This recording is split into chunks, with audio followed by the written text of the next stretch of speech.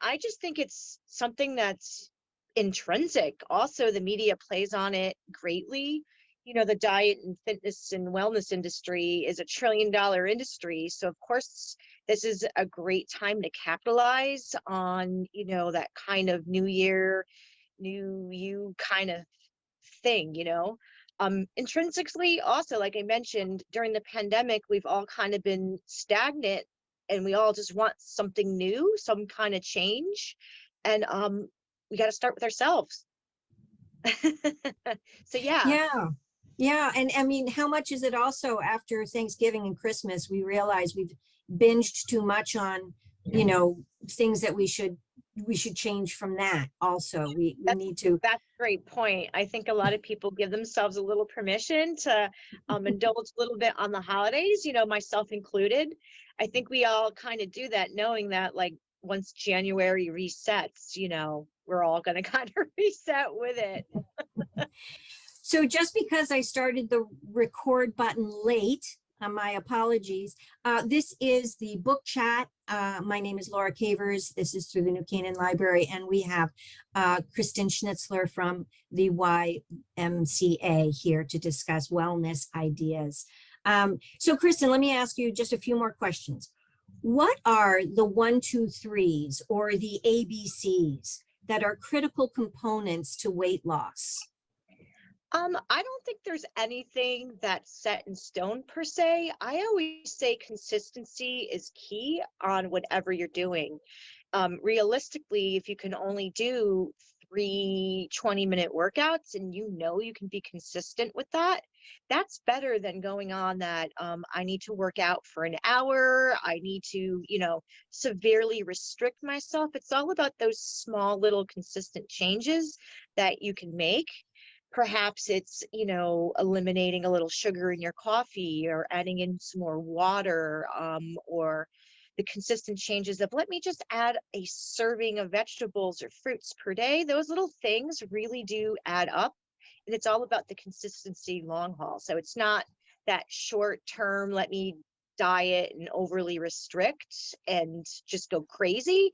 Small, consistent changes. It's the way to go. It's how to build great habits, or healthy Yes. habits, so to speak.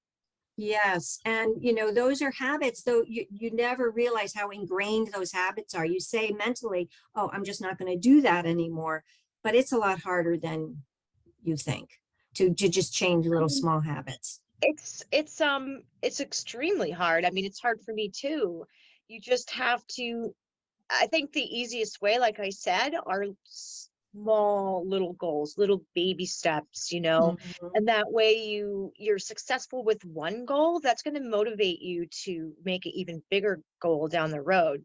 So if you can consistently drink even just a glass of water more a day, that kind of gives you that, oh my God, I can do this. I can accomplish this. Okay, let's see what else I can do. What other things can I add to my lifestyle to make it healthier? Maybe it's going for a walk when after lunch, that the weather's nice. Mhm. All Mhm. those little things really do add up over time. So, you know, we've been talking about doing the change. And so when thinking about changing these behaviors and trying to set goals, is it best to first recognize the bad habits? And what are ways that people can self-examine and to ask themselves the right questions, Mhm. to recognize, you know, to really maybe, you know, there could be one particular habit that they want, but they don't realize there's 3 or 4 habits prior to that one habit that is sort of the segue to them realizing that That's they, true. It's yeah, kind of like, I don't like to say good or bad because that kind of puts you in two little boxes. I think the biggest important thing is to ask why you're doing these things. Like what are leading you to make these choices? For instance, you know, if you tend to overeat a little bit, you know, what triggered that overeating? It's not because of hunger. It could be because you're stressed out at work and you're not managing your stress okay. So you turn to food to kind of hide that. You kind of, it's really psychological. Psychology is out of my scope of practice, and in all my years of health and fitness, I realize that so many of the habits that we do are just things ingrained from our past, and you have to really look inward, and that's really hard for a lot of people to kind of self-reflect. I'm very empathetic to that, because you have to realize it's you, it's in you. You have to figure out why. Why are you reaching for the extra sweets? Why are you, not exercising? What is the cause? So it's really just, what's your why? And Mhm. also, what does it mean to you to accomplish that goal? Like, what does that mean? What does that mean to you if you set that goal of, I'm going to work out 20 minutes, 3 days a week? What does it mean? Mhm. What does it mean to Mhm. you? It could mean a huge thing. It could mean that you set a goal and you've accomplished it. In the past, maybe you've done or tried things before and they weren't successful. So even just setting those little goals and doing it, you're like, if I can do this, this is going to lead me to something else.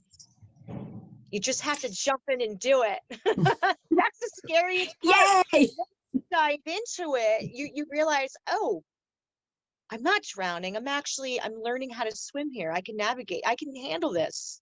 So I And there's don't know also how to when it here. I'm sorry.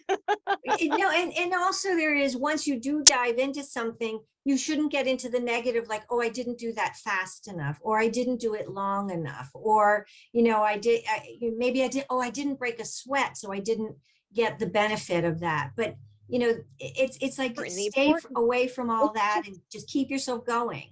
yeah, it's just doing it. I mean, there's a huge barrier for people to even just step in the gym. They're so intimidated, so scared. So for them to even just walk through the door and maybe use the bathroom and leave, that might be step number one to getting yourself into a healthy habit, is actually getting out of that comfort zone and just stepping into a building, you know? And the one thing that I in exercise classes that I have taken, some of the big ones are they're the anonymous, and so you can go in the back and you can sort of hide if you're feeling a little intimidated.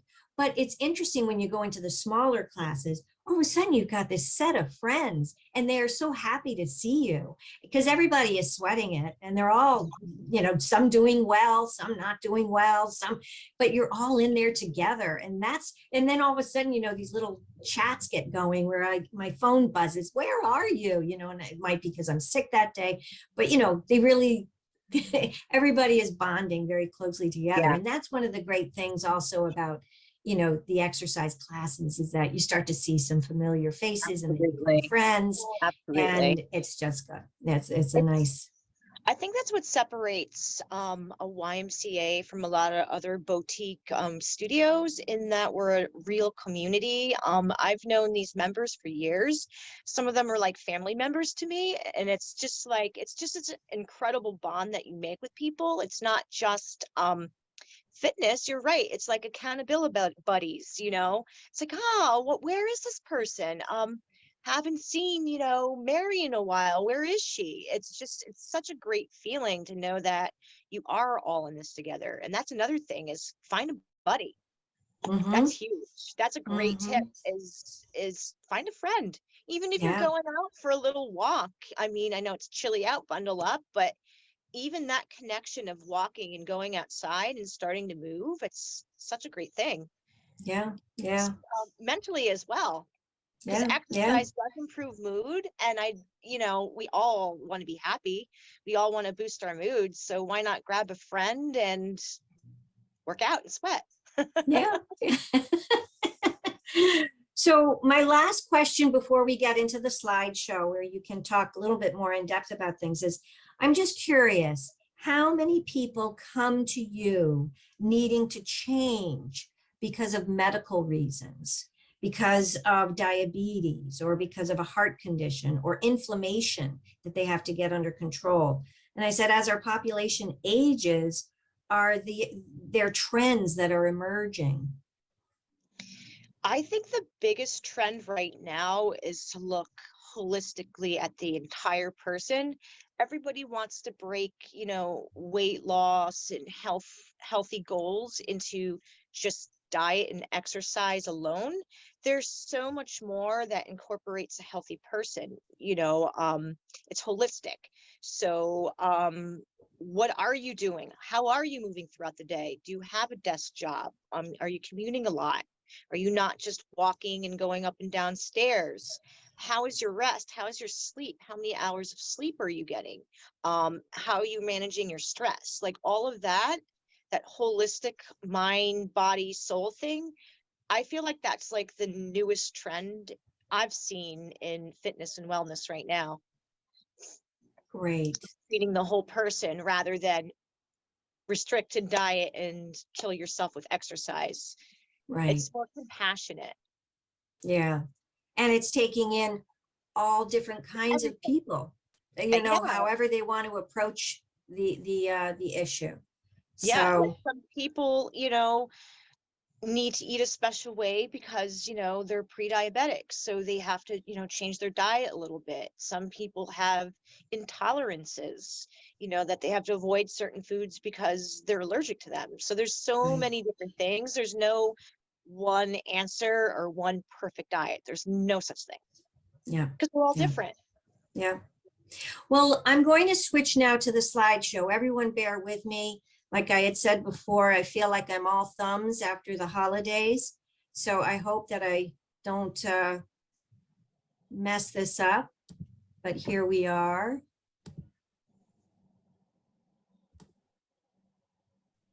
Okay, can everyone see that?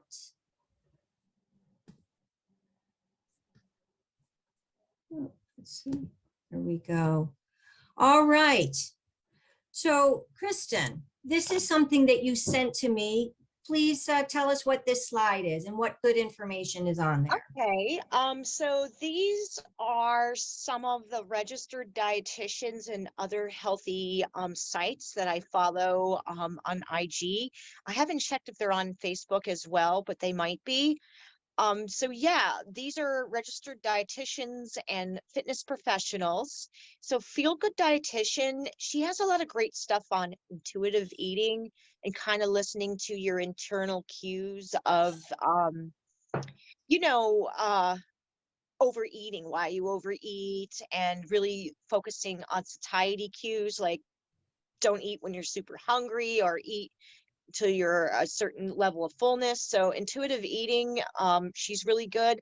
Dana White, she does a great job. She's a mom. So she posts a lot of like meal planning. Like she'll send out like her little weekly chart of what her and her family eats. That is so helpful for a lot of people. I mean, planning is one of the key things to making changes is to come up with a battle plan. So she also has a lot of great recipes. Jess Spenlove, she's performance nutrition. So all my exercise people out there, she's more specifically on, what to eat before and after workouts to kind of enhance them. She's great. All healthy things and half baked harvest. All great recipes. I'm not a really great cook, so I'm always like looking for ideas and recipes. Those are two great people to follow. And So He Fit, she is so amazing. Remember when I was talking about like looking at the whole body or the whole person? So not only does she look at, exercise habits and eating healthy, she also dives a little bit into some psychological components as well, because a lot of our behaviors are due to past traumas, whatever's going on in our head. So she's really a great one to follow for that. And they all deal with evidence-based research. So they're not quacky people. They're not picking out the newest trend and just running with it. These people really stick to the science of what's out there. So you're not going to hear any wacky do ketogenic or cutting out whole food groups, which is not a great thing unless you have a medical reason to do so. So those are my favorite sites there. So you just brought up a very interesting concept that, the wackadoodle kind of concepts that are taking hold, i.e., sort of taking out whole food groups or like the Yeah. keto diets. I mean, Yeah. just talk a little bit about the good and the bad of those things. Um, I mean, every diet, whether it's ketogenic, what's that new one? Intermittent fasting, all diets work because you're restricting something. So whenever you restrict calories, and it doesn't matter what food group it is, whatever like nonsense they came up with, you're still cutting out calories from your diet and they all work. That's what I'm saying. All these diets work because they work on restriction, cutting back on energy. And that's how you lose weight. You have to cut back on energy and expend more. So that's how these diets work. Some of them can be a little bit dangerous, like the ketogenic diet. If you're cutting out carbohydrates, well, that's where a lot of essential vitamins and minerals come from. So how are you balancing your diet out if you're cutting out an entire food group? That's my concern. Like you really have to be careful with what you follow, because if you're cutting out foods, that means you're cutting out the nutrients those foods provide. So that's what you have to watch out for those sort of things. I mean, that's why asking a registered dietitian, bringing up, hey, I've heard about this diet. Do you think that would work for me? That's kind of like your best bet, or your doctor, your healthcare provider would be another one to ask. The other Really. thing that's interesting about those, like the keto or the Whole30, or, I don't know, I don't know all the Yeah, names of them, but there's so many out is there. that is that if they are successful to you and you do lose weight, then how do you then go off of, say, the keto and back into normal? You've gotten to the target weight. You've not learned the behaviors to maintain that weight You necessarily. nailed it. You nailed the, hammer right there, or whatever the expression goes. That is so true. If you follow these rules for these diets for that short amount of time, you are going to lose the weight, but you're going to fall back to your old patterns, and your old patterns are what made you overweight to begin with. So that's why you kind of have to look at your whole lifestyle. Like, what are you doing that's making you gain weight and making you overeat? It could be an extra long, stressful job that makes you, starve all day and then you binge at night. Well, how can you prepare yourself little things that you can eat throughout that day? It's coming up with that battle plan per se. Like you have to look at all of that. Great. Let's move on to the next slide. So wellness tips. I love this one. I had so much fun creating this in Canva the other day. I don't know if anybody's used that program, but I love making infographics. That's an aside. So wellness tips. So this incorporates when I mentioned before, your entire being, your entire lifestyle. I am a registered dietitian that likes to tell people what to put in their diets. I don't really like to say, what are you restricting yourself? Let's put in good stuff. So what are the good things? Veggies and fruits, of course. 5 to 7 servings a day. It's a lot, cups per day, but you can do many things and many tricks to get those fruits and veggies in. Sometimes, green drinks, you can pack a lot of vegetables in that one little cup of juice there. Water is so important. It's like 80% of your body's made or more made of water. A little tip is about half your body weight in ounces. And if you sweat and work out a little bit more, drink a little bit more water on those days. Moving, exercise, of course, is an important wellness tip. The ACSM recommends, that's the American College of Sports Medicine, the big gurus of fitness, about 150 minutes per week of moderate intensity. Or if you like to, push yourself a little bit harder, 75 minutes of vigorous intensity workouts per week. And weight training, so essential for keeping your bodies healthy and strong and functionally fit, so you can, carry your grandchildren or groceries upstairs. About 2 to 3 times per week is great for that. Good old fashioned sunlight. Sunlight exposure is one of the best ways to get vitamin D, and vitamin D is very important for bone health, and it also helps with immunity. So about 10 to 15 minutes of sun exposure per day, kind of in that midday sun, has been found to be beneficial. Now, I know skin cancer is huge, so you really only need little 10-minute snippets per day to get that benefit. Stress management, huge. And what are you doing? Everybody has stress. Like, life is stress, but how are you coping with that stress? Couple things that I like to do: moving, so going out for a walk, exercising, being creative. Now, you don't have to be a pro artist for that. You can get adult coloring books. They're so wonderful. It kind of just lets your mind, go on a tangent. Praying and meditation. So if you have a faith, just clinging to your faith, reading your Bibles or holy books. If you're not a faith-based person, just meditating. I can't think of the app off the top of my head, but there's a good one where it's got like different minutes of meditations, just focusing on your breath. Speaking of that, yoga kind of helps you get into that meditative state as well. We have lots of great mind body classes at the Y. Walking outside, nature. Sometimes, when I'm stressed out, one of my favorite things to do is, I'm very fortunate to live near Cove Beach in Stanford, is just walking outside for a little bit, just getting that fresh air in. Looking at the flowers, the trees, the sky, it just lifts the mood. I can't tell you how great that makes me feel. And taking a bath, good old-fashioned bath. Some of us have plenty of time on our hands. Go to Lush, get those bath bombs, sit in that bath and chillax, and sleep. I mentioned sleep before.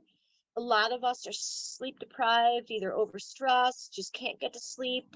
7 to 9 hours per night, great. Some people work well on less. A few things that help you go to sleep is, turn off the social media. The screen from your computer kind of does something to your brain that keeps you up all night. Herbal tea, warm bath, read a book, make your eyes tired. Those are a few tips. And on the bottom, I don't know if you can see it, but washing your hands, people. Wash your hands. It's so important right now. Okay. I mean, all righty. Everybody, they think I'm crazy, but yes, that's important. So this next slide, everyone, is a reading list. Now, tell me where this list is from, Kristen. I am a member of the Academy of Nutrition and Dietetics. So they're kind of like the governing board of nutrition in this country. So every registered dietitian has to go through them to get their license. So I don't know if you can see, if people can zoom up. The resource is www.eatright.org. So this little handout was made from them, and these are all books that are either by registered dietitians or doctors. So they all use evidence-based research, so you're not going to see some quacky,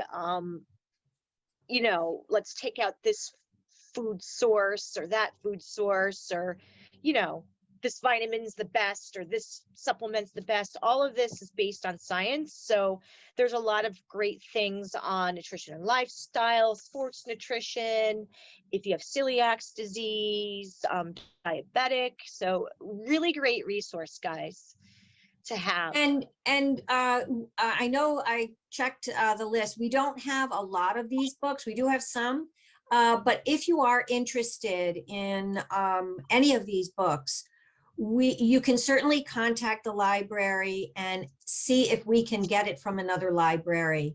Another thing we can do is we can also put in a purchase request and see if if the acquisitions department, if we can purchase it and bring it to the library for you to check out. So so this list, just to let you know, this slideshow that I'm showing everyone, I do create an email that I send out to everyone after the class, after this program. You will receive this this list, as well as the tips that Kristen was just talking about, the 2 slides prior, plus all the slides that I'm about to show you. So keep an eye out on your email. I will be sending that out to everyone that is here today, as well as those people who were not able to make it today. They will also be getting all of this information. So the next slide is actually something that I created. So these are some other, Kristen has talked about habits and about meditation and about sort of thing. So I brought up some books that we have at the library that are very, very interesting books. The Power of Habit. This book is, I'd say, about 5 years old. It goes deep into why you do what you do in your habits and how to change. And this is not just, this is written by a gentleman who is a business reporter. And it's for business leaders, for all the way to people who are just trying to change, just personal people. People have loved this book. They've said it's really makes a lot of sense and very helpful. So that is that book. Tiny Habits and Small Changes, sort of the same thing as Power of Habit. This is, I'm actually reading this book right now. He just gives you practical ideas on, and sort of shows you graphically how to have a think pattern, how to set up little index cards and start to cancel out things that you don't want in your life and things that you do want in your life. And then how to reorganize using these little itty bitty cards to help you change your habits. So this is another really good book. If you notice, I have underneath the books numbers. Those are the Dewey Decimal numbers. And it's not that you have to get heavy about librarianship, but if you were to go into the library and you were interested in the Power of Habit or Tiny Habits, you see that it's 158.1 or 158. You're going into the region of the library shelves, which not only will these 2 books be in that area, but also many other books. We have many other books about how to change behaviors, how to make your life, how to make yourself happier, things like that. Practical meditation for beginners. This is very close to these 2 books, and it's a helpful guide to anyone wanting to start out meditation. Had never done it before, so what is it all about and how can you do it easily? The next book, The Subtle Art of Not Giving Up, is actually, it constantly was going out when it first came out. It's still, now that it's, the new year, new you kind of concept, it's actually, it's so hard to change habits that give yourself a break. Give yourself a break about anything that you're trying to do for yourself. And so how is it that you do live a good life? If this is what your goal is, if it is that you're very stressed, if it is that your things are just not, you don't think are going quite the way, and you feel like your anxiety is up, this might be a great book for you. And so this is also all in the meditation sort of area of the library. Now, to totally go to another place of the library, different book stacks, is the Messy Minimalist. Another thing people do always in the new year is they want to declutter their homes. They want to get rid of the excess that they realize they don't need and is weighing them down. And so here we had the woman who was the joy of the joy and spark of cleaning up. She was a big hit a few years ago. Well, now here's another person who is just saying, well, instead of the joy of it, just, hey, why not just be a messy minimalist? And she has this book about messy minimalism is how to downsize, declutter, but still be a messy person. live with less stuff and more purpose. So it's not necessarily change entirely so that your house is really, really clean with all the minimalism, but also how to live with less stuff and with more purpose. So that's where, and that book is in this 648.8 area. That is a whole bunch of other ideas on how to declutter, how to, think about getting rid of some stuff in your home. And then, here we're just talking about good fitness, losing weight, all of that. I don't know if any of you know Stacey London and her book, her TV show that she had with Clinton called What Not to Wear, but it's very inspirational for all different body types on how to wear a style. What is your style? And so this book that she has goes with all different types of people, all different types of needs in their jobs. Some are very busy with 3 or 4 kids at home, how to have style with that, how to have style having to run for a train, how to have style if you're maybe a little more curvy than all the styles that are out there that are for skinny people. How do you attack creating your own style that you enjoy? And she's really fun. So I think that there's a lot of new use in this new year. And as you do, sort of the inventory of what you want to be different for yourself in the new year, the library has a lot of different ideas. There's also many people are wanting a new job or how to ask for that pay raise. We have books like that at the library.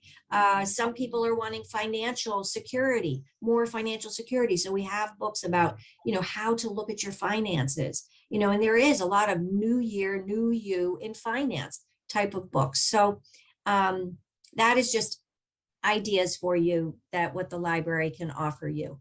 And do go into some of these Dewey Decimal areas of the library. We have many more books about this. And then in February, we have another wellness author coming. Maybe some of you have heard of her. Her name is Dr. Katie. She is very much a plant first type of, with her book. She is a doctor. She teaches at Columbia Presbyterian, and she is teaching integrative medicines. It's a beautiful book, absolutely beautiful book with wonderful recipes and also a lot of nice guidance about how to incorporate meditation, how to incorporate exercise into your life, and then how to also incorporate more plants into your, eating of vegetables and fruits into your life. So she will be at the library on Zoom. It'll be virtual on February 16th. And when you do get this email from me, you will be able to register. You'll see the register here. You'll be able to click right in and register if you're interested in that, going to that program. We're looking forward to Dr. Katie. And then just to let you know, our next month on Book Chat, we will have an author. It's not part of the New Year, New You, but oh boy, this is an amazing book that was written in 2021, but is actually very timely for today, given what has happened in Michigan with the teen who opened fired in his school and killed 4 people. And then now the parents are also being questioned in their role. And this is a book about that. The Children's Secret is, the residents are shaken to their core when 9 children sneak into a barn and only 8 come out because someone has been unfortunately shot. And what type of parents let their children play unsupervised in a house with guns? This is a gripping book. Nina Monroe will be here next week to talk about it. And sadly, it's unfortunately very timely. So that will be happening for the next book chat, and you'll be able to register for that as well. Thank you so much. Everyone, thank you so Thank much. you. Have a good Thank day. you. Looks sunny Thank you. outside. I haven't been out to Great to find out if see it's you all. cold. Thank you guys Thanks. for having me. Bye, everyone. Take Bye. That's care. great. Bye. Thank you.